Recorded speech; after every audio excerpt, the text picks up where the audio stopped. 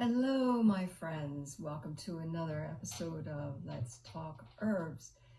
This is a webcast about using herbs to assist us during this novel coronavirus pandemic and the disease called COVID-19.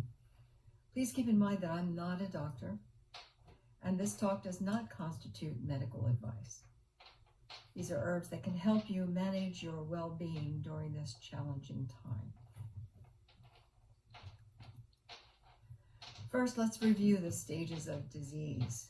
There's the prevention stage, there's the acute stage, the recovery stage, and then back to the prevention stage after you become well. Last week we talked about the prevention stage, and I want to continue doing that today. We're experiencing a level of stress that sometimes makes it challenging to get a good night's rest, which is really important, and it can have an impact on immunity and overall health if we don't get enough rest. So last time we talked about elderberry teas, syrup, and tinctures. We know that there are foods that augment the body's ability to fend off viruses in general that are readily available for purchase or for you to prepare at home. Today we'll talk about how to make sauerkraut. The recipe can be accessed at thekitchen.com, thekitchen.com, and it's called How to Make Sauerkraut in a Mason Jar. So let's talk about how to do that. First of all, a mason jar is one that looks like this. It's a ball jar or a mason jar. This is an 8-ounce size, but this recipe that I'm about to give you makes 2 quart jars worth from 1 head of cabbage. So the first step is to slice down the cabbage. This is the most labor-intensive part of the recipe. You want to cut it in small strips. If you have a kitchen center or a device that will help to do that, it really makes it much easier. But you can do it just with the knife and the cabbage. You want to slice it down in strips. Narrow strips. And then after you do that, get the recipe out, you want to discard the wilted, limp outer leaves of the cabbage, cut it into quarters, trim out the core, slice each quarter down its length, making 8 wedges. Slice each wedge crosswise into very thin ribbons. Then you want to combine the cabbage and the salt. It takes 1 head of cabbage, 1 1/2 tablespoons of salt, and 1 tablespoon of caraway seeds, which is optional, and that's a flavor enhancer. I did use caraway seeds and I liked it, but you can do it without. There are many recipes for making sauerkraut. This is the one that I've used. So you transfer the cabbage to a big mixing bowl and sprinkle the salt over top. You begin working the salt into the cabbage by massaging and squeezing the cabbage with your hands. It might not seem like enough salt, but gradually the cabbage will become watery and limp, more like coleslaw than raw cabbage. It'll take about 5 or 10 minutes. This is when you would mix in the caraway seeds if you would like to add that flavor. Then you pack the cabbage into the jar. Simply grab handfuls of the cabbage and pack them into the canning jar. If you have a funnel, a canning funnel especially, this will make the job easier. Every so often, tamp down the cabbage in the jar with your fist. You really want it tightly packed. Then you want to weigh the cabbage down. If you have a smaller jelly jar or something like this in a smaller size, to weigh it down and to tamp it down, that helps. And then cover the jar with a cloth and secure it with a rubber band or twine. You can use a tea towel or any other kind of cloth, a t-shirt, and then just secure a rubber band around it. It will keep it weighed down. Press the cabbage every few hours for the first day or so, and it allows air to flow in and out of the jar through the cloth because you want that air circulation for the fermentation process. Ferment the cabbage for 3 to 10 days, depending on how you want it to taste. The longer you let it ferment, the stronger the taste will be. I did it for, I think, 7 days. And then taste it, see if you like it. While it's fermenting, you may see bubbles coming through the cabbage, or white scum or foam on top. This is natural. This is not a concern. It's evidence of a happy, healthy fermentation process. This is what you want. When you're finished, you can skim the scum off the top if you want to. It's also edible. If you see any mold, skip it off right away and don't eat the moldy parts. This sauerkraut can be stored in the refrigerator for months. I stored mine for about 3 months, just one person eating it, 2 quart jars full, and it stayed very delicious and delectable, very fresh tasting for that time. I highly recommend it. You can also ferment other vegetables this way, not just cabbage. You can ferment other vegetables in the cabbage family, such as radishes or turnips, and these are also healthy for improving immunity and in healing from viruses of various types. So that is the cabbage recipe. Now, to further address your immunity today, I want to talk about an herb that many of you may already be familiar with. It's called valerian root. Now, I buy this valerian root in bulk at £1 at a time. This is from frontierherbscoop.com. Frontierherbs.com is where you can access it. This is 16 ounces worth, £1. I don't remember the exact price, but it was $15 to $20. And from this, you can make quite a few batches of valerian root. You can also get it in smaller quantities. So what you do is you take the valerian root and you pour it into your jar, which I'm doing now off camera. You just pour it in there. I'm going to make a small amount because I only have a small amount of what I'm going to pour over it. You want to fill it to about 1/3 to 1/2 of the jar. So I'm going to put a bit more of it in.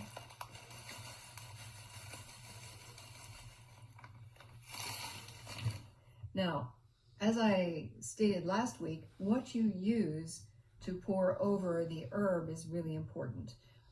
You can use vinegar, apple cider vinegar.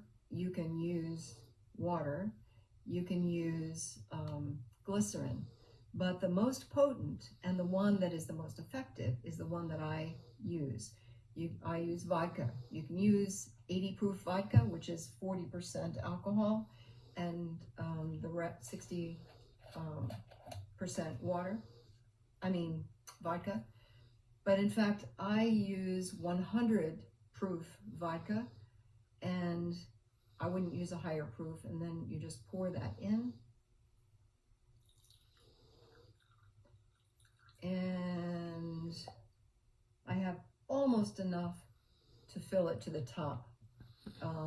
If you have enough to fill it to the very top, I would do that right to the top, and then you want to put the lid on.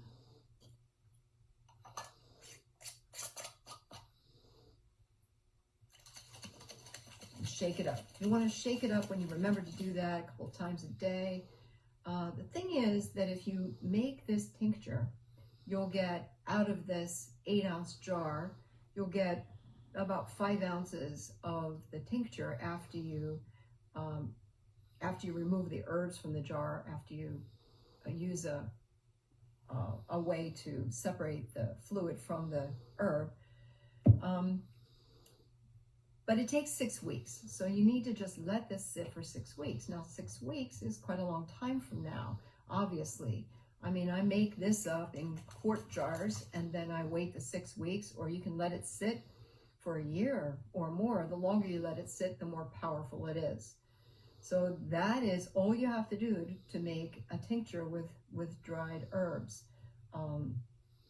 With roots, now as you could see, these roots were cut very fine. That's how I buy it. A third to a half. If you use something that is not made from a root, that's made from leaves, you want to make sure you use about a half of the container. If you use fresh herb, which I do, I make a tincture from lemon balm, which is something that is very relaxing. It helps with sleep, it helps with anxiety. I grow it, I obtain it fresh from my garden, and then I pack this full of the fresh herb and then pour the vodka over the top. Now, I also want to mention, you want to be careful to label this. You want to put on this, I don't have it here with me at the moment. You can just use masking tape or however you want to do it. You want to label it Valerian Root Tincture with today's date, which is the 20th of April. Then look at your calendar and see what 6 weeks from now would be, and write that also on your label, and also write what you poured over it, and this would be 100 proof vodka. The date, what you poured over it, and the name of it. And that way you're very clear, because believe me, by the time you have all these tinctures like I do back here, you forget what these different colored liquids are. You don't want to forget. So that's what this is. Now, after that 6 weeks, when this is ready, then you want to pour it into a jar. Now, I mentioned that with the tincture, well, you can get these online, which is what I do, and this is my label from 3H Herbs, which is my company. Then what it means is that this is the pipette, they call it. You want to squeeze the top of it and then put it in the liquid and draw it up. Now notice it does not fill the pipette. It won't fill the pipette. That's okay. On average, 15 to 25 drops is what you'll get. And herbs are such that you don't need to be extremely worried about how many drops are in each of the droppers full. This is elderberry tincture, which I mentioned last week. And the elderberry tincture is antioxidant. It boosts the immune system and improves heart health. It's used for coughs, colds, flu, bacterial and viral infections, and tonsillitis. It's amazing stuff. This is what we talked about last week. The tincture, once again, is the most powerful way to use an herb. There are other ways to do it. We talked about teas last time with elderberry. We talked about making a syrup, which is delicious, and that's effective too. You can make it with apple cider vinegar. You can make it with glycerin. You can make it with vodka. You can make it with cognac. You can make it with other things, but I use vodka because I want it to be potent. And this one is made with vodka. So that's the tincture. And what you do with the tincture is, depending on your situation with elderberry, for myself, for every 50 pounds of body weight, I draw up 1 dropper full, this is a dropper full, and put it into a glass. 3 droppers full if you're 150 pounds, 2 if you're 100 pounds, 2.5 if you're 125. You drop it into a glass and you put a couple of ounces of any kind of fluid, water, orange juice, whatever you want, and then you drink it. You don't want to put this directly in your mouth because the vodka is very strong tasting and probably not a good thing to just do directly into your mouth. Okay, so that's how to make the tincture. Now, valerian root is very, very effective. The way I use it is, if I wake up in the middle of the night, which I do sometimes now with the concern, the anxiety over COVID-19, I may wake up in the middle of the night and not be able to go back to sleep. So then I go to my the tincture that I've already made. This again is not finished, but I'll have a tincture bottle like this of valerian root, and then I put the droppers full into the glass, add some water, and drink it. And it takes me about 10 to 15 minutes, and then I start to feel sleepy, and then I can get some sleep. Typically with me, it lasts about 5 hours. So if I wake up in the middle of the night, 5 hours or so is very effective. If I wake up at 2 o'clock in the morning or 3 o'clock in the morning, then it's very effective for that. And again, during this time that we are self-quarantining at home, sometimes sleep can be a problem. So now those are two things for the prevention stage, and both of these things, elderberry and valerian root, help with immunity and also with sleep. Valerian root specifically is effective for helping with sleep, so that's how I'm addressing immunity today. So again, behind me you see some of the tinctures. I think perhaps next time I'll talk about this, which is aloe to make hand sanitizer with, if in fact you can get isopropyl alcohol, which is rubbing alcohol. You can make a hand sanitizer with the aloe. That's my mom and dad. That is this is apple cider vinegar that I buy in bulk. This is rubbing alcohol, and behind it is white vinegar. So I have a number of things in supply there, and that is for my business. Now, if you have questions about any of this, you can easily contact me at earthmama912.com and shoot me an email. My daughters used to call me Earth Mama because I was always out in the garden, and I love working with the earth in healthy ways. earthmama912.com. No, I said that wrong. My email is earthmama912@gmail.com. I do not have a website, at least not yet.